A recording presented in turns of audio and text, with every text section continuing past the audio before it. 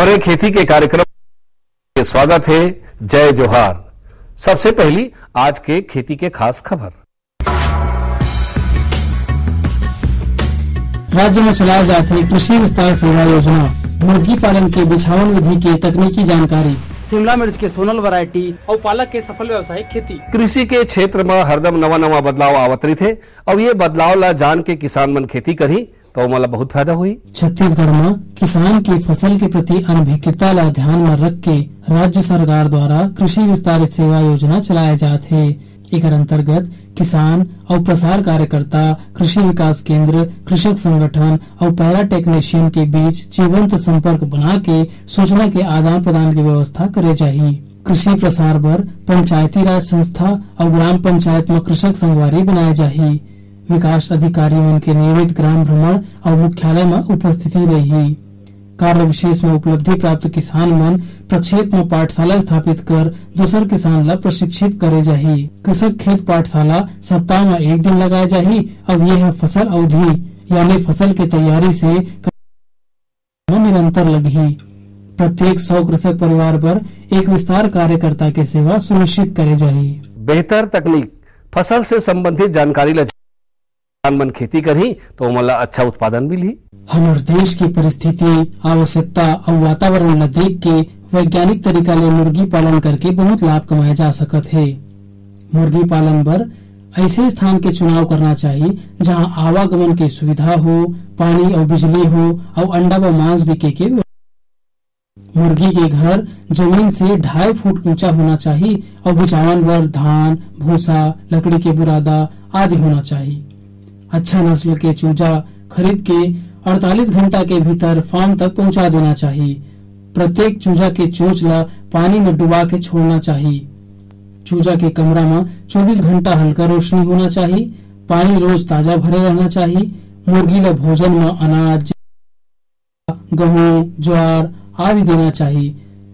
एकर ले मुर्गी स्वस्थ और वजनदार होते। नवा किस्म अपनाए ले और नवा बीज के उपयोग करे ले ओखर से गुणवत्ता और उत्पादन दोनों में सुधार होते।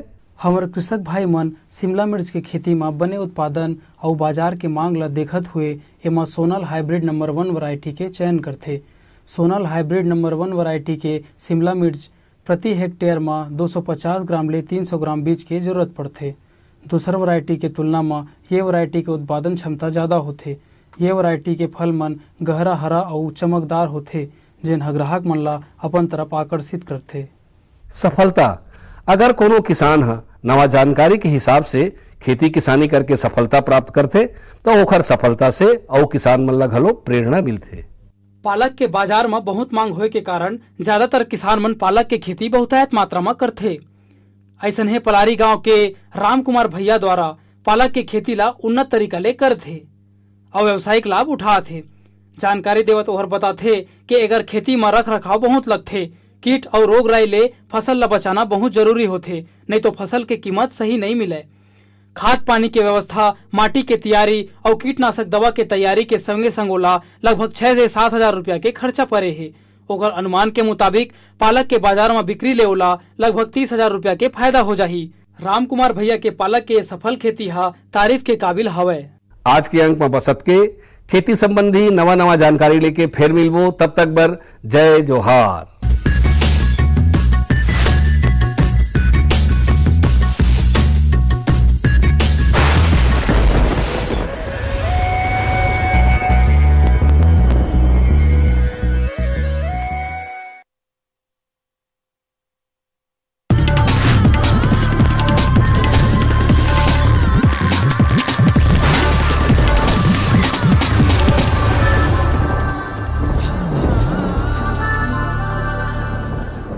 नमस्कार।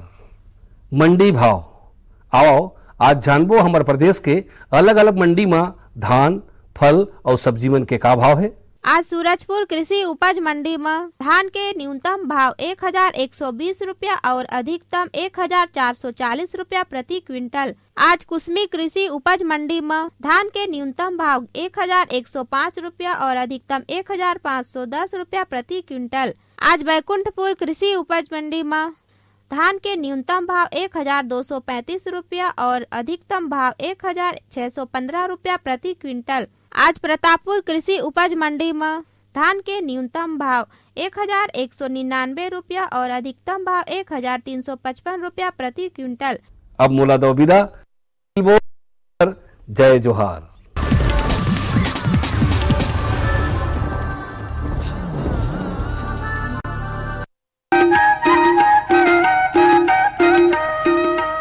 ये लो और बताओ। बस। अरे ये क्या भैया जी, बस इतनी सी रासायनिक खाद? किसानी छोड़ रहे हो क्या? किसानी नहीं, नादानी छोड़ रहे हैं। मिट्टी की जांच कराई है।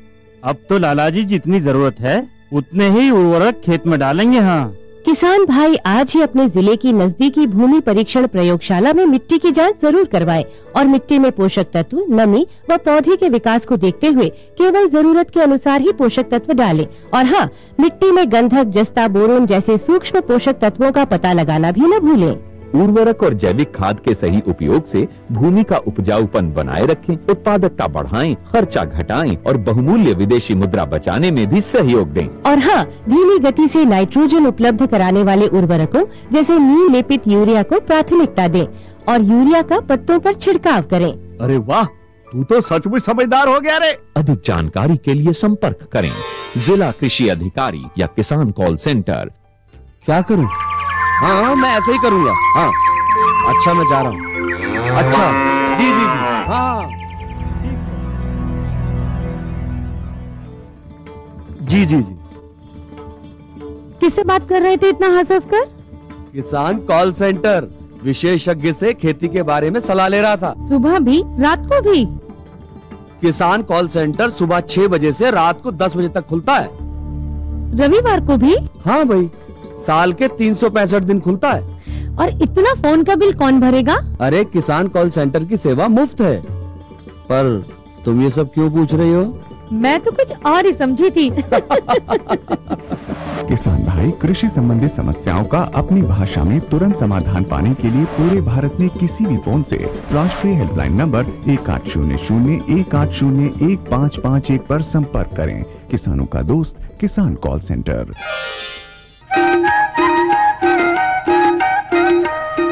कृषि दर्शन देखिए जम्मू किसान भाई बहनी मल्ला राम राम। संगवारी हो, छत्तीसगढ़ के किसान 12 महीना मेहनत करते, पसीना बहाते। सब्जी की खेती हमारे छत्तीसगढ़ में बहुत बड़े रकबा में करे जाते। सब्जी की कई किस्म होते। एक तो वो गोभी वर्गी सब्जी होते, कंद वर्गी सब्जी होते, नार वर्गी सब्जी होते। लेकिन आज जो सब्जी की बात करत हो ना, वो सब्जी नहीं, औषधि गुण भरे हुए सब्जी है। आप जान रहे हो, करेला की बात करत हो मैं। करेला के कई किस्म होते और हर किस्म के बाजार में मांग बने रहते और 12 महीना बाजार में मांग एक स्थिति बने रहते कि करेला स्वास्थ्यवर्धक सब्जी है। तो संगवारी हो, ये तो सब्जी के गुण के बात हुई, लेकिन एक आमदनी के बाद किसान जो लगावे तो अधिक से अधिक आमदनी कैसे पाही, ये चर्चा करबो। तो आज चर्चा के विषय है करेला के उन्नत खेती। यदि करेले की खेती आधुनिक पद्धति से की जावे तो ये करेला अपनी पैदावार से किसानों को आर्थिक रूप से सुदृढ़ करने में सक्षम होता है। करेला 10 से 12 डिग्री सेल्सियस तापक्रम से 35 से 37 डिग्री सेल्सियस के बीच अच्छी तरह से पल्लवित और पुष्पित होता है। करेले की खेती के लिए 5 से 6 किलो बीज प्रति हेक्टेयर की आवश्यकता पड़ती है। करेले के लिए वैसे तो सभी तरह की भूमि उपयुक्त होती है, फिर भी अच्छी पैदावार की चाह के लिए अच्छी जल निकास वाली जीवांश युक्त बलुई, दोमट, रेतीली और कछारी भूमि ज्यादा उपयुक्त होती है। करेला एक बेलदार सब्जी है और लताओं वाले पौधे को सहारे की जरूरत होती है। वैसे हमारे छत्तीसगढ़ में भी बहुत सी जगहों में करेले की फसल को आधुनिकतम तकनीक से सहारा देकर उगाया जा रहा है। बेलदार पौधों को सहारा देने का एक लाभ ये भी होता है कि इनमें लगने वाले फलों का संपर्क भूमि से नहीं हो पाता, जिससे उसके सड़ने की संभावना कम हो जाती है। साथ ही साथ पौधे की देखभाल और मुआयना करने में भी मदद मिलती है। प्रक्षेत्र की तैयारी के लिए खेत को अच्छी तरह से जुताई करना चाहिए। साथ ही पाटा चलाकर मिट्टी को भुरभुरी बना लेना चाहिए। इसी समय वांछित आकार की क्यारियां तैयार कर लेनी चाहिए। संगवारी हो, जिला बेमेतरा, विकासखंड बेरला, ग्राम कोहड़िया के प्रगतिशील कृषक भाई पवन कुमार वर्मा जी हमारे बीच में है, जो करेला का अच्छा खेती करत है।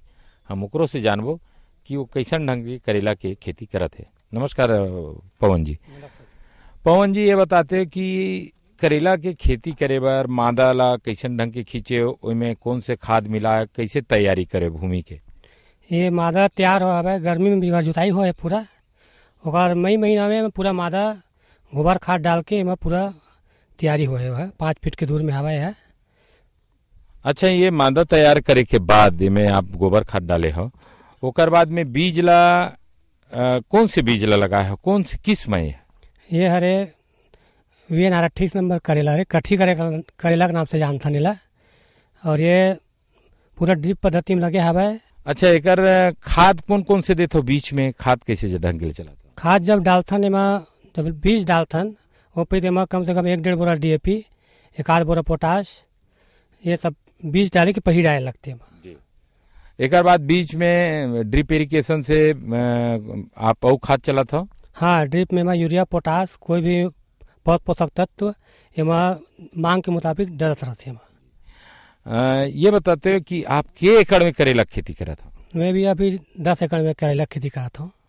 1 एकड़ में करेला खेती करे बर लागत कते का थे? एमा तो अब बहुत ज़्यादा लागत बढ़ चुके हैं, अब सब भाव ज़्यादा हो गए। कम से कम 1 एकड़ में 40,000 रुपया मान लो लागत ही लग जाते होकर फसल तैयार कर तक के।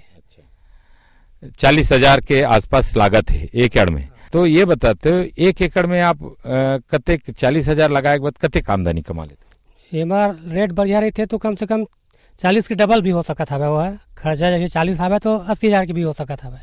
रेट के ऊपर है, मार्केट के ऊपर आवे, मान लो लाभ है।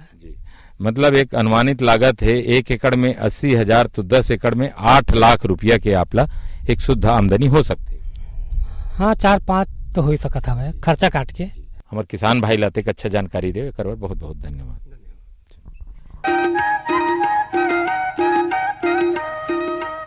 जल ही जीवन है, और जल के प्रबंधन कैसे करना चाहिए, करेला के खेती में सबसे उत्तम जल प्रबंधन का होते, यहुल आवा विस्तार से जानकारी लेवन। करेले की फसल ग्रीष्मकाल और वर्षाकाल दोनों ही समय में ली जाती है। ग्रीष्मकालीन करेले को ऊपरी सिंचाई की आवश्यकता होती है, लेकिन वर्षाकालीन करेले को प्राकृतिक रूप से मिलने वाला जल ही पर्याप्त होता है। यदि स्थिति सूखे की हो तो ऊपरी सिंचाई दी जा सकती है, मगर सिर्फ सिंचाई करना ही पर्याप्त नहीं होता। किसान बंधुओं को चाहिए कि जल निकासी की भी उपयुक्त व्यवस्था की जाए। करेले की फसल में सिंचाई के लिए उपलब्ध पानी के आधार पर 3 मीटर चौड़ी और 10 मीटर लंबी या इससे कम ज्यादा आकार की क्यारियां काट लेनी चाहिए। सिंचाई के उपरांत जल निकासी हो सके, इसके लिए भी नालियां काट लेनी चाहिए। जल की कमी वाले क्षेत्र के किसानों को भी कुछ न कुछ व्यवस्था करना चाहिए, जैसे मूंगफली का छिलका या भुट्टे का भूसा वगैरह की पलवार बिछा दें, जिससे कि जल की अपव्ययता पर अंकुश लगाया जा सके। यदि करेला उत्पादक किसान भाई जिनका प्रक्षेत्र ऐसी जगह है जहां की भूमि रेतीली हो और तापमान जैसा कि हमारे राज्य में ग्रीष्मकाल में 42 से 45 सेंटीग्रेड तक पहुंच जाया करता है, ऐसी स्थिति में करेले की फसल को 3 से 5 दिनों के अंतराल में सिंचाई की दरकार होती है। और जिन किसान भाइयों के प्रक्षेत्र की भूमि भारी और मध्यम हो, वहां 8 से 10 दिनों के अंतर पर भी सिंचाई दी जा सकती है। सिंचाई के लिए टपक पद्धति का इस्तेमाल भी किया जा सकता है। संगवारी हो, जैसे हमला एक स्वस्थ रहे और संतुलित आहार की जरूरत पड़ते, तब जाके मनुष्य के शरीर स्वस्थ रहते। हर तरह के आहार मिलना चाहिए, वैसने वनस्पति में भी जरूरी है। और करेला की खेती में हमला गोबर खाद, नेडेब के खाद, वर्मी कंपोस्ट खाद, जैविक खाद जिनला हम किथन वो ला कब डालना चाहिए, ओकर बाद रासायनिक खाद म्यूरेट ऑफ पोटाश, नत्रजन, स्फूर ला कैसे डालना चाहिए, कुछ सूक्ष्म तत्व की जरूरत पड़े जाते ओला कैसे डालना चाहिए। आव ये जम्मो बात ला विस्तार से जानकारी लेवन। हमारे राज्य के जागरूक किसान लगाए गए फसलों के पोषक प्रबंधन को लेकर भी सचेत रहने लगे हैं। वे जानते हैं कि पोषक तत्वों पर किया गया जरा सा खर्च फसल की उत्पादकता और गुणवत्ता दोनों को कई गुनी बढ़ा सकता है। अपने फसल की गुणात्मकता और मात्रात्मक बढ़ोतरी के लिए आज के बुद्धिमान काश्तकार जानकारों से राय लेने में भी पीछे नहीं रहते। बेल वाली सब्जियां थालों में डाली जाती हैं। अच्छी तरह से खेत तैयार कर सिंचाई सुविधा के हिसाब से क्यारियां और थाले बनाए जाते हैं। 2 थालों के बीच की दूरी 2 मीटर पर्याप्त होती है। थालों का मतलब होता है जमीन में लगभग 1 हाथ गहरा गड्ढा खोदकर उसमें थोड़ी सी गोबर की खाद के साथ अन्य पोषक तत्व भर दें। भुरभुरी भूमि वाले खेत में कृषि वैज्ञानिकों और जानकारों के द्वारा अनुशंसित खाद और उर्वरक अच्छी तरह से मिला लें। यदि उपज अच्छी चाहिए तो उसके लिए 200 क्विंटल गोबर की खाद, 100 से 120 किलोग्राम नत्रजन, 50 से 60 किलोग्राम स्फूर और 25 किलोग्राम पोटाश की आवश्यकता होती है। गोबर की खाद, स्फूर और पोटाश अंतिम जुताई के समय दें और नत्रजन 2 से 3 दिन बाद टॉप ड्रेसिंग के द्वारा दें। ध्यान रहे सभी उर्वरकों की मात्रा फसल के 55 से 60 दिनों के भीतर पूरी हो जानी चाहिए। नत्रजन की मात्रा 2 या 3 बार में 20 से 40 दिनों में और 65 दिनों के भीतर दे दें।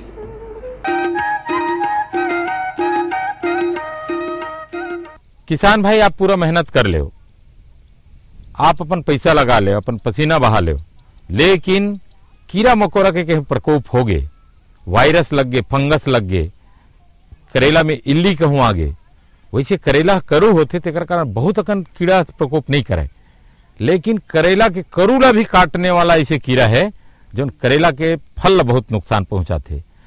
तो ये जम्मो बात ल नहीं जानबो तो हमार पूरा करे धरे में पानी फिर जाही, तो मेहनत खराब हो जाही, आपके पैसा खराब हो जाही। ये जानना बहुत जरूरी है कि करेला की खेती में लगैया रोग और कीट के नियंत्रण कैसे करना चाहिए। आओ विस्तार से जानकारी लेवन। करेले के बीज को बोने से पहले उसका बीजोपचार किया जाना चाहिए। बीजोपचार करने से फफूंद जनित रोगों से करेले को काफी हद तक बचाए रखा जा सकता है। करेला या खीरा वर्गीय सब्जियों में लाल कीड़ों का प्रकोप ज्यादातर देखने को मिलता है। फसल की प्रारंभिक अवस्था में यदि इन पर नियंत्रण न पाया जा सके तो संभवतः पूरी फसल नष्ट हो सकती है। लाल कीड़े पत्तों को खाकर उनमें छेद कर देते हैं। लाल कीड़ों के अलावा फल मक्खी का प्रकोप भी बहुत ज्यादा होता है। ये मक्खियां फलों में छेद कर उसमें अंडे देती हैं, जिसकी वजह से फलों के सड़ जाने की संभावना होती है। किसान भाई लाल मक्खी से निजात पाने के लिए मिथाइल पैराथियान 2% डस्ट 1 भाग और 10 भाग छनी हुई राख मिलाकर पौधों और पत्तियों पर भुरकाव करें। साथ ही फल मक्खी से बचाव के लिए मेलाथियान 50 EC कीटनाशक 2 मिलीलीटर प्रति लीटर पानी में घोल बनाकर छिड़काव करें। किसान भाइयों को इस बात का भी ध्यान रखना चाहिए कि बेल वाली फसलों में शाम का समय परागण का होता है, इसलिए शाम के समय में कीटनाशकों का छिड़काव न करें। साथ ही साथ इस बात का भी ध्यान रखें कि ऐसे कीटनाशकों का छिड़काव न करें जो मित्र कीटों के लिए भी नुकसानदेह हो, और कीटनाशकों के छिड़काव के पहले तोड़ने लायक और क्षतिग्रस्त फलों को तोड़ लिया जाना ही बेहतर होता है। संगवारी हो जैसे हमर कोई प्रकार के रोग राय बीमारी लग जाते हमला तो हमला डॉक्टर करा जाना पड़ते, एक वैद्य करा जाना पड़ते, तब जाके हमारे शरीर स्वस्थ होते। वैसने हमार सब्जी की खेती में भी कई तरह के रोग बीमारी लग जाते सब्जी की खेती करना कैसे चाहिए, करेला की खेती करे बर का बात के ध्यान रखना चाहिए, ये जम्मो बात ला जानना बहुत जरूरी है। और आज हमारे जगह कृषि विशेषज्ञ हैं श्री प्रशांत नारायण देशपांडे जी। हम ओकर से चर्चा करबो कि करेला के उत्तम खेती करे बर किसान ला का करना चाहिए। नमस्कार पांडे जी। देशपांडे जी, आप बताते हो कि एक किसान जब करेला की खेती करे तो भूमि की तैयारी कैसे ढंग से करना चाहिए? सबसे पहले तो भूमि की 3 बार जोताई करना चाहिए, जिससे ज़मीन भुरभुरी हो जाती है और फिर अपन उसमें बीज प्रयोजन भी कर सकते हैं। मांदा तैयार करने के बाद में फिर बीज बोना चाहिए। उसके बाद में जब हम करेले की खेती कर रहे हैं तो उसमें जो है कि बम्बू लगाना चाहिए, क्योंकि ये करेला जो है नार प्रयोग का फसल है। तो इसके लिए बम्बू गाड़ के जीआई तार लगा के उसको सहारा देना चाहिए, ताकि जब भी फल ऊपर हो जाता है तो उसमें फल तुड़ाई भी अच्छी तरीके से हो जाती है, सूर्य प्रकाश भी उस तरह से अच्छा मिल जाता है। और पानी का अगर हम जब प्रबंधन कर रहे हैं तो इसमें ड्रिप इरिगेशन में से हम उसको पानी की बचत भी हो जाती है, ड्रिप इरिगेशन कर रहे हैं तो। और उसमें अगर ड्रिप इरिगेशन में हमें अगर कुछ किसी खाद का अगर उपयोग कर रहे हैं तो एक काला सोना बोल के बाजार में मिल जाता है कि जो हम ड्रिप में से भी दे सकते हैं, जिससे वो पौधा जो है स्वस्थ रह जाता है। और अगर जमीन स्वस्थ रही, जैसा हम कहते हैं कि भाई माँ का पेट अच्छा हो तो संतान अच्छी हो जाती है, उसी तरह से भी भूमि का है।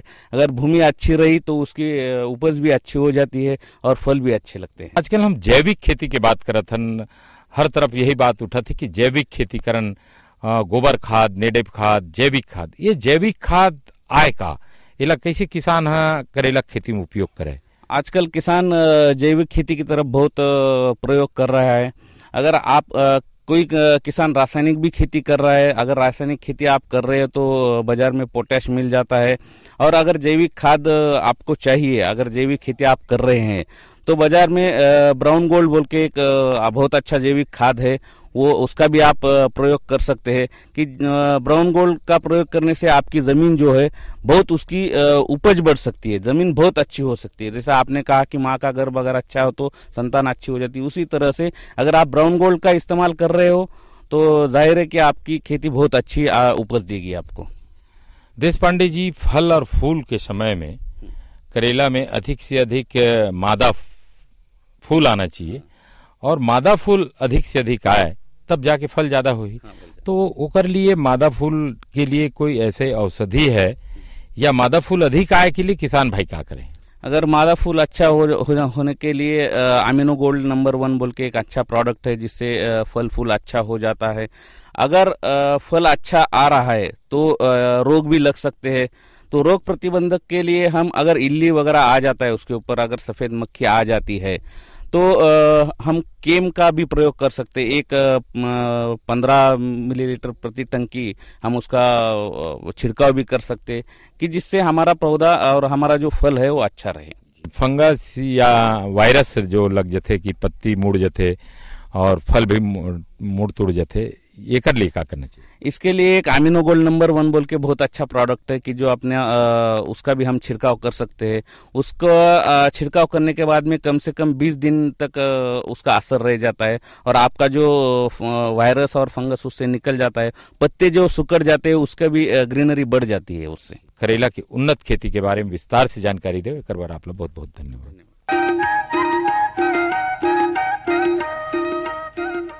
हरी मंझनिया संजोती के बेरा खड़े रे बिनतिया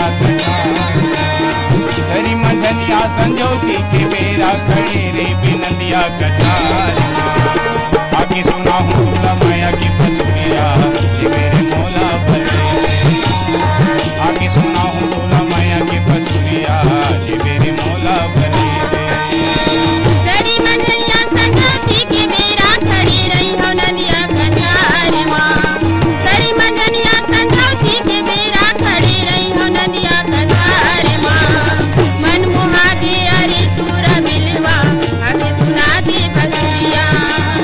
मन मुहा के अरे चूरा मिलवा आगे सुना दे।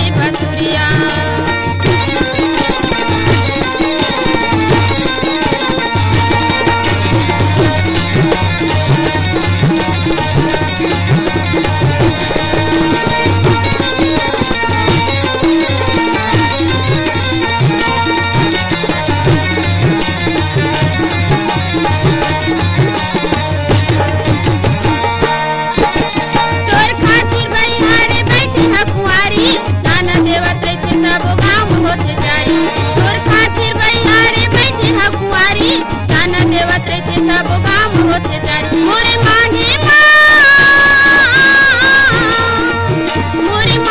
मलाली सजई दे सजई दे सजई दे मन मोहागे अरे टूरा बिलवा अभी सुना दे बचुइया।